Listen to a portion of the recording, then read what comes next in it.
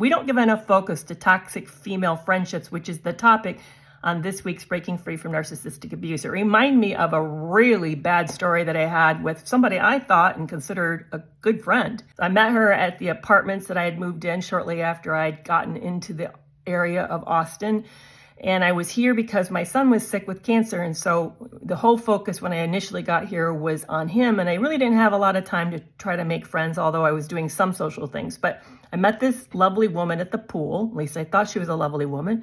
We struck up a relationship, started occasionally having dinner out. I got to meet her friends, and she would check in and ask how my son was doing. We were about a year into the relationship, and I was writing Love You More. So I was very focused on that toxic relation and my recovery.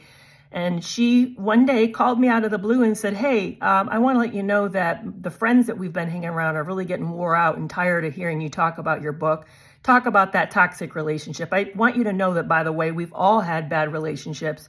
It's just what happened. And I was sort of stunned because, first of all, it was more than just a bad relationship. It was a dangerous one. And secondly, I didn't need her interceding between me and her friends. And if somebody had an issue with it, they could tell me to my face. And so I said as much. And she said, well, I'm doing you a favor by letting you know that you're frustrating them. And it's not a favor.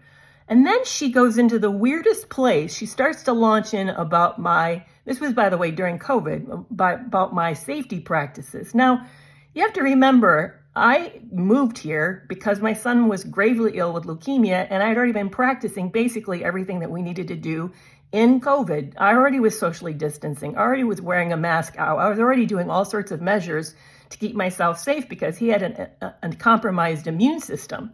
Yes, I had seen a date or two, but I was super careful around that as well. Plus, it was frankly none of her business. But this is what she said. She said, if you came into my ER and I was a nurse there, I would not triage you as critical. I would put you at the back of the line when it came to needing a ventilator.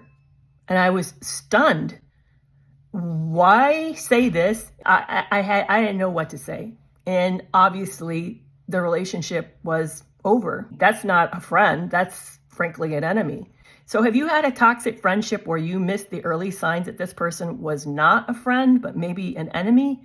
Drop me a comment and tell me the story.